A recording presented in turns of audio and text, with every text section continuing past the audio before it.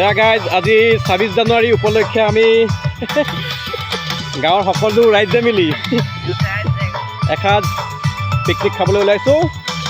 আৰু এইখিনি সময়তে আমাৰ এয়া আলু বাকলি গুচা হৈ গৈছে, বাকলি নথকা আলু। আৰু প্ৰণামিকা নাকফলিটো ডাঙৰ হৈছে মানুহটোতকৈ।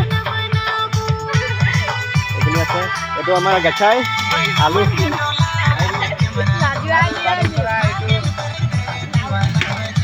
এয়া মাংস আছে, ব্ৰইলাৰ মাংস আৰু কাটি থোৱা আছে। ব্ৰইলাৰ মাংসৰ লগতে আলু আছে, আলুৰ লগতে থাকিব দীঘল জাতিলাও। দীঘল জাতিলাও আনিছোঁ, একদম আজি কাটি আনিছোঁ। আমাৰ এইফালে ভাত বহাবৰ কাৰণে পানী গৰম হৈ আছে, আৰু খন্তেক পিছতে আমি ইয়াত চাউল দিম।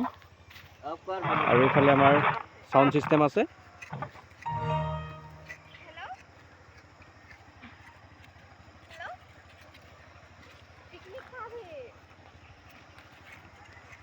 मामा वीडियो कर रहे